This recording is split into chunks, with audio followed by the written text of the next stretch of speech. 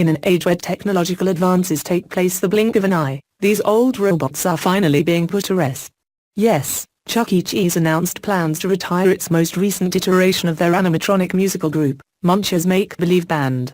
It is being phased out to appeal to the more sophisticated cultural palates of the modern kid, and the band's stage will be replaced with a dance floor and live-action characters in costumes that will boogie with customers. Adults that grew up with this base-level form of entertainment are lamenting its loss on social media.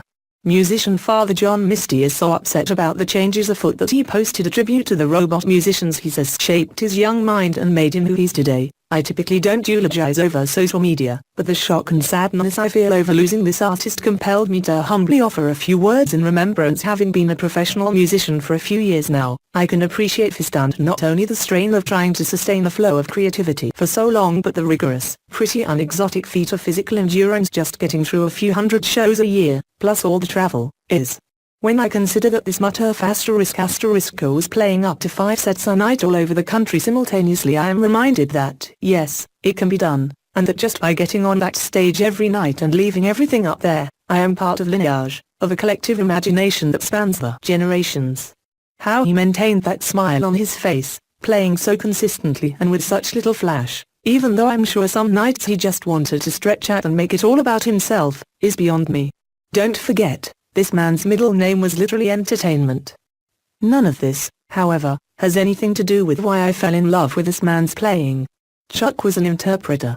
He didn't write much, outside of his seminal Happy Birthday, but neither did Frank King Sinatra. Like Sinatra, Chuck wasn't the best.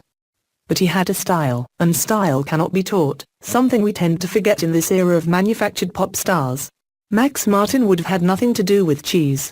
He was a little thick around the sick waist, and certainly refused to change with protein fads in the culture. He was never political, but he didn't need to be. Neoliberalism had just left the think tanks and had been deployed in service of combating the rampant stagflation that had bedeviled the economy of the 70s. Chuck embodied the American ideal of the time while presaging the alternative currencies that we'd see 30 years later. This man introduced me to music. Though the world may have moved on, the music remains. While Chuck E. himself isn't going anywhere, he'll still be part of the Chains brand, just in live-action dancing form, the band that he once part of is.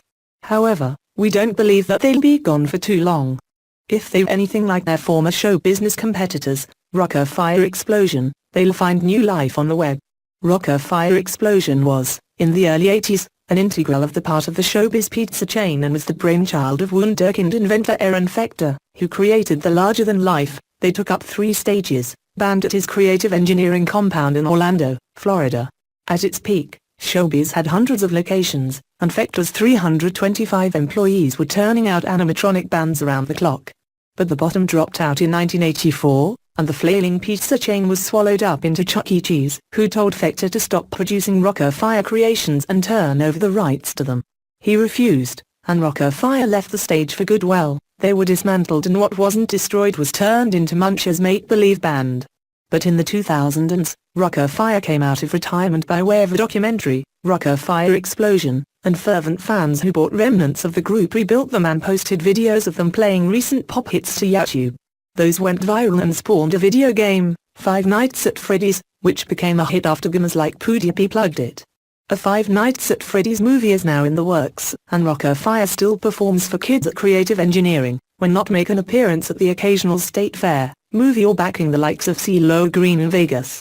Yes, that happened. Take a look below. So, what of Munch's make-believe band? Will they get a second chance at stardom?